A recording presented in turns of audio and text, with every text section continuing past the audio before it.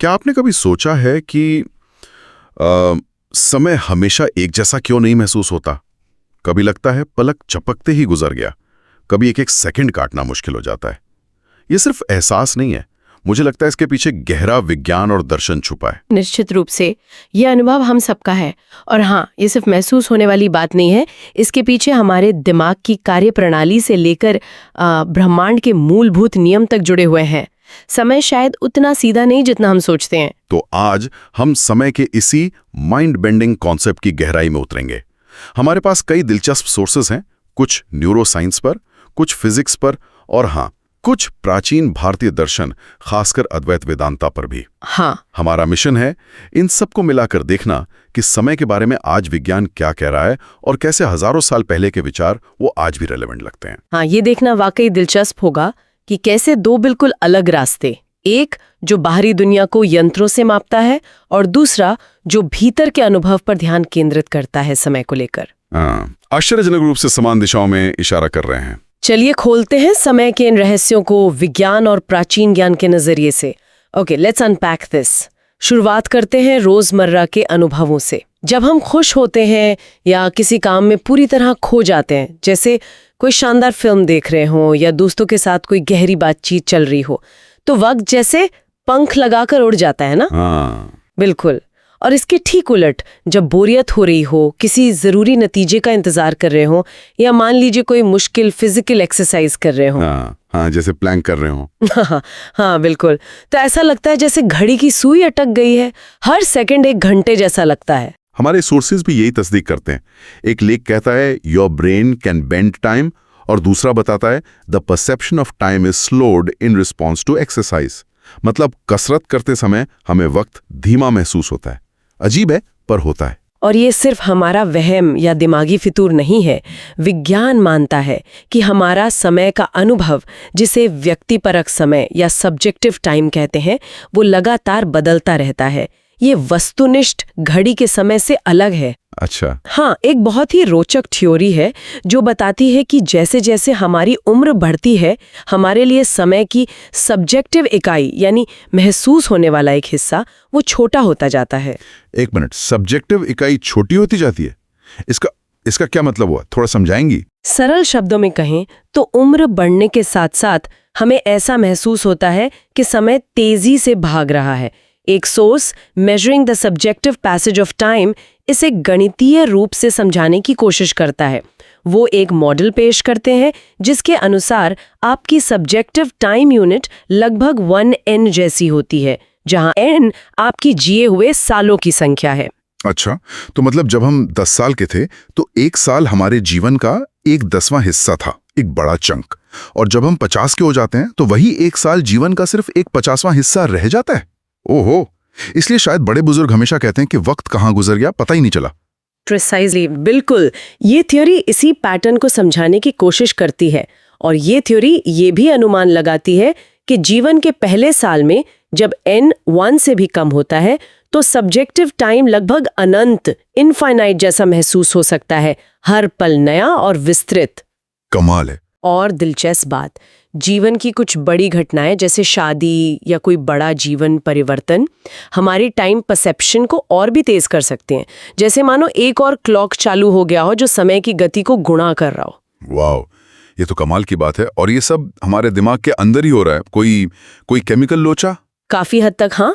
Neuroscience हमें बताता है कि हमारे ब्रेन के कुछ हिस्से जैसे बेसल गैंग्लिया और कुछ न्यूरोकेमिकल्स, खासतौर पर डोपामीन, हमारी अंदरूनी घड़ी इंटरनल क्लॉक की रफ्तार को मॉड्यूलेट करते हैं, यानी कम ज्यादा करते हैं। पैथोफाइलोजियोलॉजिकल डिस्टॉर्शंस शीर्षक वाला सोर्स इसी पर रोशनी डालता है। तो क्या डोपामीन का लेवल बदलने से सच में समय का एहसास बदल सकता है? मतलब ऊपर नीचे हो सकता है? हाँ बिल्कुल। और यही वजह है कि कुछ मेडिकल कंडीशंस जैसे पार्किंसंस डिजीज, जिसमें डोपामीन का स्तर कम हो जाता है, या ADHD, attention deficit hyper activity disorder, जिसमें डोपामीन रेगुलेशन में दिक्कत होती है, इनमें लोगों का टाइम परसेप्शन अक्सर गड़बड़ा जाता है। अच्छा। हाँ, उन्हें समय का अंदाजा लगाने में या बीतते हुए समय को महसूस करने में कठिनाई हो सकती है। ये दिखाता है कि समय का हमारा अनुभव कितना शारीरिक और रासायनिक प्रक्रियाओं पर निर्भर है। ये तो हुई हमारे व्यक्तिगत अनुभव और दिमाग की बात। लेकिन अब आते हैं फिजिक्स पर। यहां तो मामला और भी ज्यादा पेचीदा और माइंड बेंडिंग हो जाता है।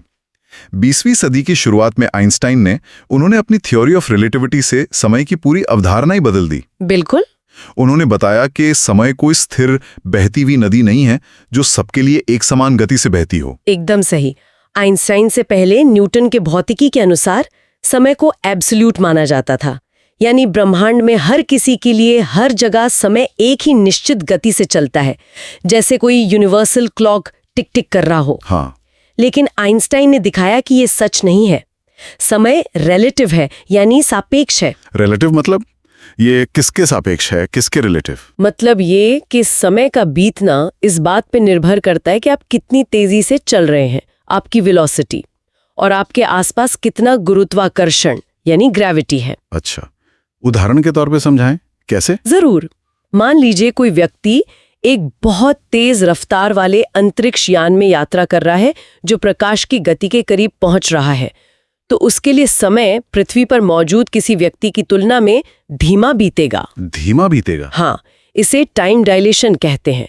इसी तरह किसी बहुत भारी खगोलीय पिंड जैसे कि एक ब्लैक होल के नजदीक जहां गुरुत्वाकर्षण बहुत ज्यादा होता है, वहां भी समय धीमा हो जाता है। बाप रे। तो इसका मतलब हुआ है कि ब्रह्मांड में कोई एक अभी मतलब नाव नहीं है जो सबके लिए एक ही हो। मेरा अभी और किसी दूर गैलेक्सी में किसी का अभी एक ही पल हो, ये जरूरी नहीं। यानी एक साथ होना वो भी रिलेटिव है। दो घटनाएं जो एक ऑब्जर्वर को एक साथ होती हुई दिखती हैं, वो किसी दूसरे ऑब्जर्वर को जो अलग गति से चल रहा है, अलग अलग समय पर होती हुई दिख सकती हैं। कोई एक सार्वभौमिक अभी, यूनिवर्सल नाउ नहीं है। ओके, दिमाग घूम गया थोड़ा। But here's where it gets really interesting. Quantum mechanics जो परमाणुओं और इलेक्ट्रॉन्स जैसी बहुत छोटी चीजों की दुनिया का अध्ययन करता है, वो तो समय और यथार्थ के बारे में और भी ज्यादा अजीब बातें सामने लाता है। हाँ, क्वांटम जगत हमारी रोजमर्रा के इंट्यूशन को पूरी तरह चैलेंज करता है। इसका सबसे प्रसिद्ध उदाहरण है मशहूर डबल स्लिट एक्सपेरिमेंट। हाँ, वो प्रयोग जिसमें इलेक्ट्रॉन्स या फोटॉन्स को दो पतली झिर्रियों स्लिट्स से गुजारा जाता है। इसमें ऐसा क्या खास है जो हमारी समझ को हिला दे? खास ये है कि जब तक हम ये पता लगाने या मेजर करने की कोशिश नहीं करते कि कण पार्टिकल किस स्लिट से गुजरा, तब तक वो एक कण की तरह व्यवहार ही नहीं करता।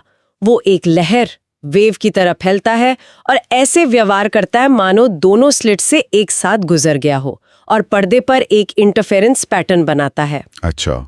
लेकिन जैसे ही हम एक डिटेक्टर लगाकर ये देखने की कोशिश करते हैं कि वो किस स्लिट से गया, उसका लहर वाला व्यवहार गायब हो जाता है। वो एक कण बन जाता है और किसी एक ही स्लिट से गुजरता है और इंटरफेरेंस पैटर्न भी गायब हो जाता है। एक मिनट, मतलब हमारा देखने का अमल, द एक्ट ऑफ ऑब्जर्वेशन, ही तय कर रहा है कि वो कण है या लहर और वो कहाँ है। ये कैसे हो सकता है? ये तो बहुत अजीब है।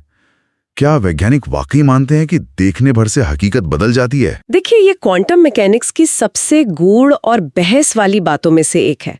ऑब्जर्वेशन या मेजरमेंट का असल मतलब क्या है, इस पर पूरी सहमति नहीं है। क्या इसके लिए किसी कॉन्शियस ऑब्जर्वर यानी इंसान या किसी चेतन प्राणी का होना जरूरी है? ज्यादातर फिजिसिस्ट मानते हैं कि नहीं, जरूरी नहीं है।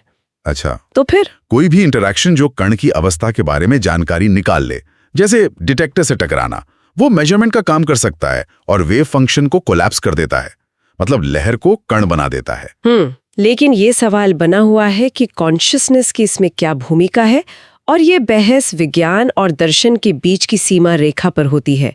ये हमें सोचने पर मजबूर करता है कि रियलिटी शायद उतनी ऑब्जेक्टिव नहीं है जितनी हम मानते थे। और फिर एक और चीज है क्वांटम एंटेंगलमेंट, जिसे आइंस्टाइन ने मजाक में spooky action at a distance कहा था, दूर से होने वाली डरावनी हरकत। हाँ, एंटेंगलमेंट भी उतना ही रहस्यमयी है। इसमें दो या ज्यादा कण इस तरह से जुड़े होते हैं कि उनकी किस्मत एक हो जाती है, चाहे वो कितनी भी दूर क्यों न हो। जैसे? कैसे जुड़े होते हैं? मान लीजिए दो कण एंटेंगल्ड हैं। अगर आप एक कण की कोई प्रॉपर्टी, जैसे उसका स्पिन, घूमने की दिशा मेजर करते हैं, तो दूसरे कण का स्पिन तुरंत विपरीत दिशा में तय हो जाता है, चाहे वो मीलों या प्रकाश वर्षों दूर ही क्यों ना हो। तुरंत मतलब लाइट की स्पीड से भी तेज? हाँ, ये प्रभाव तात्कालिक, इंस्टेंटेनियस लगता है। Non duality of Vedanta and QM source बताता है कि 2022 का physics Nobel prize Alain Aspect, John Clauser और एंटन ज़ाइलिंगर को इसी एंटेंगलमेंट की वास्तविकता को साबित करने वाले प्रयोगों के लिए दिया गया। तो इन नोबेल पुरस्कार विजेता प्रयोगों ने क्या स्थापित किया, क्या साबित किया? उन्होंने आइंस्टाइन के लोकल रियलिज्म के विचार को चुनौती दी। लोकल रियलिज्म मानता था कि किसी वस्तु पर सिर्फ उसके आसपास की चीजों का ही प्रभाव पड़ सकता है, लोकैलिटी, और वस्तुओं की प्रॉपर्टीज मेजरमेंट से पहले से ही तय होती हैं, रियलिटी। ओके। इन प्रयोगों ने दिखाया कि क्वांटम जगत में ऐसा नहीं होता। एंटेंगल्ड कणों की प्रॉपर्टीज पहले से तय नहीं होती और वे एक दूसरे से गैर स्थानीय, नॉन लोकल तरीके से जुड़े रहते हैं।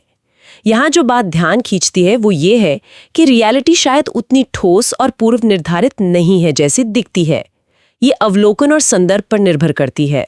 तो फिजिक्स हमें बता रहा है कि समय रिलेटिव है, सबके लिए एक जैसा नहीं।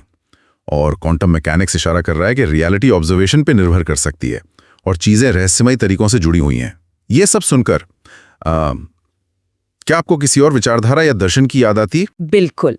ये आधुनिक विज्ञान की खोजें, खासकर क्वांटम मैकेनिक्स की बातें, हजारों साल पहले भारत में विकसित हुए अद्वैत वेदांत दर्शन के कुछ मूल सिद्धांतों की आश्चर्यजनक रूप से याद दिलाती हैं। कई सोर्सेज इसी संभावित जुड़ाव की ओर इशारा करते हैं। अद्वैत वेदांत, इसका शाब्दिक अर्थ है नॉन ड्यूअलिटी, यानी दो नहीं। ये दर्शन समय और यथार्थ रियलिटी के बारे में क्या कहता है? अद्वैत वेदांत, जिसके सबसे प्रमुख व्याख्याता आदि शंकराचार्य माने जाते हैं, का केंद्रीय सिद्धांत है कि परम सत्य, अल्टीमेट रियलिटी, केवल एक है और वो है ब्रह्म, ब्रह्मन। ये ब्रह्म सत चित आनंद स्वरूप, शुद्ध चेतना, प्योर कॉन्शियसनेस है। शुद्ध चेतना। हाँ, और ये पूरा ब्रह्मांड जिसमें अनगिनत नाम और रूप दिखाई देते हैं, वो उसी एक ब्रह्म का प्रकटीकरण, मैनिफेस्टेशन, या कह सकते हैं विवर्त, अपीयरेंस है। तो ये जो दुनिया हमें इतनी विविध अलग अलग चीजों, लोगों और घटनाओं से भरी दिखती है, अद्वैत उसे कैसे समझाता है? अगर सब एक ही है तो? द्वैत इस अनुभवगम्य जगत को माया कहता है। अब यहाँ माया का अर्थ समझना जरूरी है। माया का मतलब ये नहीं है कि दुनिया शून्य है या है ही नहीं, बिल्कुल, जैसे कुछ बौद्ध दर्शन मानते हैं। हाँ, ये इम्पोर्टेंट है। बल्कि माया का अर्थ है कि दुनिया जैसी हमें अपनी इंद्रियों और मन के माध्यम से दिखती है, यानी नाम और रूप वाली, देश और काल, स्पेस एंड टाइम में बटी हुई, अनेकता से भरी हुई, वो उसका परम सत्य स्वरूप नहीं है। ये एक तरह का अपीयरेंस या रिलेटिव रियलिटी है जो उस एक अंडरलाइंग एब्सोल्यूट रियलिटी यानी ब्रह्म पर अध्यारोपित है, सुपर इम्पोज्ड है। जैसे रस्सी में सांप का भ्रम। बिल्कुल, जैसे रस्सी में सांप का भ्रम हो जाता है, ये ब्रह्म की शक्ति है जो उसे अनेक रूपों में प्रकट करती है। ये बात तो वाकई क्वांटम फिजिक्स की उस धारणा से मिलती जुलती लगती है कि रियलिटी ऑब्जर्वेशन पर निर्भर करती है, कि कणों की प्रॉपर्टीज देखे जाने से पहले तय नहीं होती। क्या अद्वैत में भी ऑब्जर्वर का ऐसा ही महत्व है? हाँ, ये समानता वाकई ध्यान देने योग्य है। अद्वैत वेदांत में ऑब्जर्वर यानी साक्षी, विटनेस कॉन्शियसनेस ही फंडामेंटल है। ये नाम रूप वाली दुनिया, ये अनुभव का संसार चेतना के बिना एग्जिस्ट ही नहीं कर सकता। अच्छा, जैसे क्वांटम में मेजरमेंट से वेव फंक्शन कोलैप्स होता है, वैसे ही अद्वैत में चेतना के प्रकाश में ही जगत का अनुभव संभव होता है। और अद्वैत का वो प्रसिद्ध महावाक्य तत्वम असि, तत्वमसि, वो तुम हो। हाँ, इसका क्या निहितार्थ है? मतलब क्या है इसका? इसका गहरा अर्थ है कि तुम्हारी जो असली पहचान है, तुम्हारा जो अंतरतम स्व है, जिसे आत्मा या आत्मन कहते हैं, वो उस परम वास्तविकता, उस शुद्ध चेतना यानी ब्रह्म से भिन्न नहीं है। तुम वही ब्रह्म हो। ये व्यक्ति की चेतना और ब्रह्मांडीय चेतना की मूलभूत एकता का उद्घोष है। तो फिर अद्वैत के अनुसार देश और काल, स्पेस एंड टाइम, हाँ, क्या वे ब्रह्म का हिस्सा हैं या माया का? अद्वैत वेदांत के नजरिए से देखें तो स्पेस और टाइम कोई बाहरी अपने आप में मौजूद ऑब्जेक्टिव वास्तविकताएं नहीं हैं जिन्हें हम अनुभव करते हैं, बल्कि वे हमारे अनुभव करने के तरीके हैं, परसेप्शन के टूल्स या फ्रेमवर्क हैं। परसेप्शन के टूल्स। हाँ, ये मन द्वारा बनाई गई कैटेगरीज हैं जिनके दायरे में ही हम इस मायावी जगत को अनुभव कर पाते हैं। एक सोर्स में दी गई ट्रेन एनालॉजी इसे समझने में मदद कर सकती है। हम समय रूपी ट्रेन के अंदर बैठ के यात्रा नहीं कर रहे हैं, बल्कि चेतना के स्तर पर हम उस ट्रेन को चलते हुए देखने वाले साक्षी हैं जो समय के प्रवाह से परे है। स्पेस और टाइम भी माया के ही पहलू हैं जो उस एक अविभाजित कालातीत ब्रह्म को देश और काल में सीमित और बटावा दिखाते हैं। एक सोर्स में ड्रीम एनालॉजी, सपने का उदाहरण का भी जिक्र था। जैसे सपने में दिखने वाली दुनिया, लोग, घटनाएं सब हमारे ही मन की रचना होते हैं और सपने के दौरान हमें बिल्कुल असली लगते हैं। क्या अद्वैत कहता है कि ये जागृत अवस्था की दुनिया भी कुछ वैसी है? हाँ, ये एनालॉजी अद्वैत में अक्सर दी जाती है। जैसे सपने की दुनिया का आधार और रचयिता हमारा मन होता है, वैसे ही इस जागृत अवस्था में अनुभव होने वाली दुनिया का आधार ब्रह्म यानी परम चेतना है। अच्छा। और जैसे सपने में दिखने वाला स्पेस और टाइम हमारे मन के बनाए हुए होते हैं और जागने पर मिथ्या साबित होते हैं, वैसे ही अद्वैत के अनुसार ये जागृत अवस्था का स्पेस टाइम भी परम सत्य ब्रह्म के नजरिए से वास्तविक नहीं है, बल्कि चेतना पर आधारित एक प्रतीति मात्र है। हिंदू दर्शन में समय को लेकर एक और अवधारणा है, चक्रीय समय, साइक्लिकल टाइम की, जिसे काल चक्र कहते हैं। क्या अद्वैत वेदांत इससे जुड़ा है? हाँ, व्यापक हिंदू परंपरा में समय को अक्सर लीनियर, मतलब एक सीधी रेखा में आगे बढ़ने वाला नहीं, बल्कि साइक्लिकल, चक्रों में घूमने वाला माना गया है। इसमें युगों का एक विशाल चक्र होता है, सतयुग, त्रेता, द्वापर, कलयुग, जो एक के बाद एक आते हैं और फिर ये चक्र दोहराया जाता है। हाँ, सुना है। ये ब्रह्मांड के सृजन, पालन, संहार और फिर से सृजन की एक अनंत प्रक्रिया को दर्शाता है। ये दृष्टिकोण भी समय को कोई स्थिर निरपेक्ष सत्ता मानने के बजाय एक गतिशील प्रक्रिया के रूप में देखता है। ये अद्वैत के माया के कॉन्सेप्ट से संगत है, जहां सारा परिवर्तन, सारे चक्र, सारे उतार चढ़ाव वास्तविकता के सापेक्ष रिलेटिव स्तर पर होते हैं, जबकि इनके पीछे की अंडरलाइंग रियलिटी यानी ब्रह्म हमेशा अपरिवर्तित, नित्य और कालातीत रहती है। ठीक है, तो अगर हम इन सारी बातों का सार निकालने की कोशिश करें, लेट्स समराइज। हमने देखा कि आधुनिक विज्ञान, खासकर आइंस्टाइन की रिलेटिविटी और क्वांटम फिजिक्स, हमें बता रहा है कि समय निरपेक्ष, एब्सोल्यूट नहीं है, बल्कि सापेक्ष, रिलेटिव है। हाँ, ये देखने वाले की गति और गुरुत्वाकर्षण पर निर्भर करता है। हमारा समय का व्यक्तिगत अनुभव, सब्जेक्टिव टाइम भी बदलता रहता है, उम्र, भावनाओं और दिमागी केमिकल्स के साथ। बिल्कुल। और क्वांटम स्तर पर यथार्थ, रियलिटी शायद उतनी निश्चित नहीं है जितनी लगती है। वो अवलोकन, ऑब्जर्वेशन पर निर्भर कर सकती है। और ब्रह्मांड में चीजें गहरे, गैर स्थानीय, नॉन लोकल तरीकों से जुड़ी हो सकती हैं, एंटेंगलमेंट। और दूसरी ओर हजारों साल पहले भारत में उपजा अद्वैत वेदांत दर्शन कहता है कि परम सत्य एक अद्वैत चेतना ब्रह्मांड है।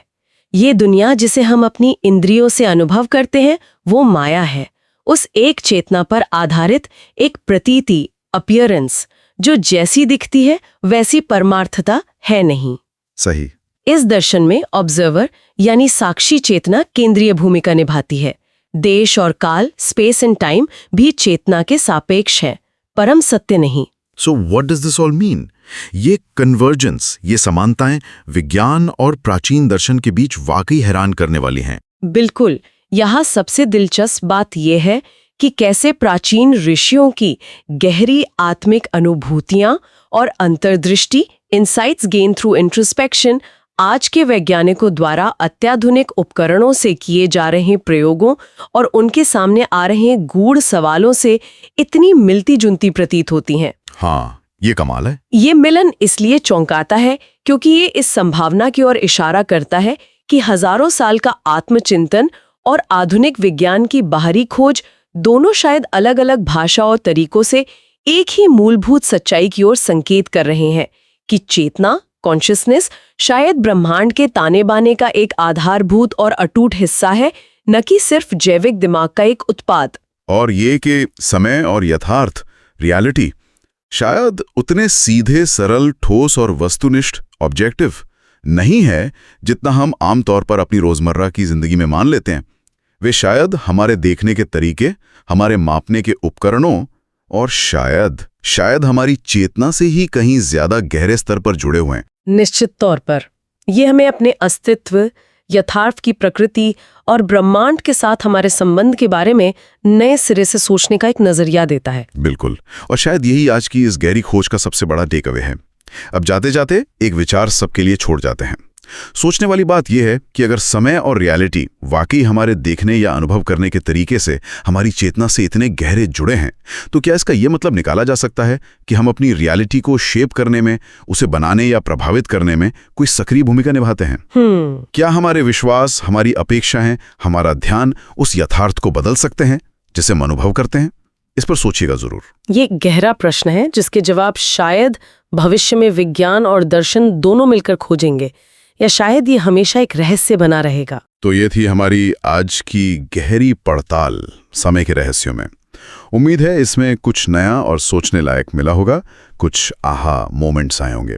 अगर ये जानकारी इंटरेस्टिंग लगी तो इस ज्ञान को अपने दोस्तों और परिवार के साथ शेयर ज़रूर करें, हमें लाइक करें और नीचे कमेंट सेक्शन में बताएं कि समय या यथार्थ के बारे में सबसे माइंड बेंडिंग बात क्या लगी, या क्या कोई अपना टाइम डिस्टॉर्शन का अनुभव रहा है जिसे बांटना चाहें। हाँ, जरूर बताएं। हम सबके विचार जानने के लिए उत्सुक हैं। अगली बार फिर मिलेंगे एक और दिलचस्प विषय के साथ, इसी तरह गहराई में उतरने के लिए।